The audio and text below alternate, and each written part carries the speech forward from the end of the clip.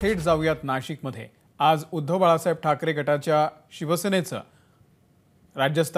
राज्यस्तरीय अधिवेशन आहे आणि या अधिवेशनासाठी आता उद्धव ठाकरे पोहोचलेले आहेत। सध्या नाशिकमध्ये शिवसेनेने कारसेवा संदर्भामध्ये मांडलेल्या प्रदर्शनाची पाहणी करण्यासाठी उद्धव ठाकरे या प्रदर्शनाच्या ठिकाणी पोहोचलेले आहेत।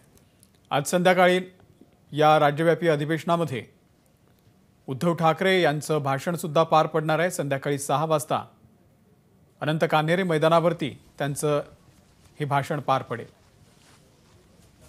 मुकुल कुलकर्णी या संदर्भातले अपडेट देतील। मुकुल, मला आता आपण बघतोय की शिवसेना पक्षप्रमुख उद्धव ठाकरे, त्याचबरोबर आदित्य ठाकरे आहेत, संजय राऊत आहेत आणि शिवसेनेचे इतर सर्व पदाधिकारी आहेत। अधिवेशनाला थोड्याच वेळात सुरुवात होणार आहे, पण तत्पूर्वी सुभाष देसाई यांच्या संकल्पनेमधनं इथे एक प्रदर्शन भरवण्यात आलेलं आहे।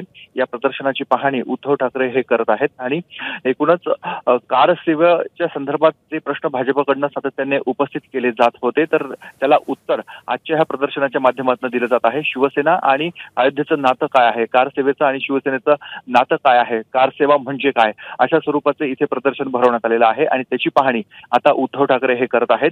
हेच प्रदर्शन यापुढे म्हणजे आज सुरुवात झालेली आहे, परंतु राज्याच्या वेगवेगळ्या भागांमध्ये देखील, वेगवेगळ्या शहरांमध्ये देखील अशा स्वरूपाचं प्रदर्शन हे येत्या काळामध्ये शिवसेनेच्या माध्यमातून मांडलं जाणार आहे।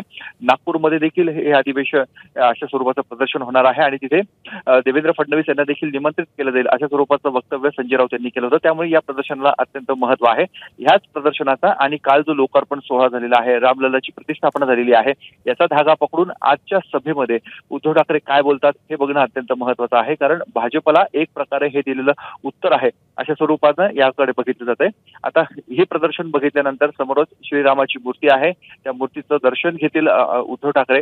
त्याचबरोबर आज बाळासाहेब ठाकरे यांची जयंती आहे, त्यामुळे जयंतीनिमित्तानं बाळासाहेबांना अभिवादन करतील। शिवसेनेचा जो ध्वज आहे त्या ध्वजाचं वंदन करतील आणि तिथून पुढे शिवसेनेच्या या अधिवेशनाला सुरुवात आहे। साधारणतः 2.5 ते 3 तास हे अधिवेशन चालणार आहे। त्यामध्ये काही राजकीय ठराव होतील, सध्याची राजकीय जी परिस्थिती आहे त्या परिस्थितीशी अनुषंगाने काय ठराव केले जातात हे बघणं अत्यंत महत्त्वाचं आहे। आणि सायंकाळी जसं तू म्हणालास 6 वाजता हुतात्मा अनंत कान्हेरे मैदानावर शिवसेनेची जाहीर सभा होणार आहे। मुकुल, धन्यवाद दिलेल्या संपूर्ण माहितीबद्दल। अपडेट घेत राहू। एबीपी माझा, उघडा डोळे बघा नीट।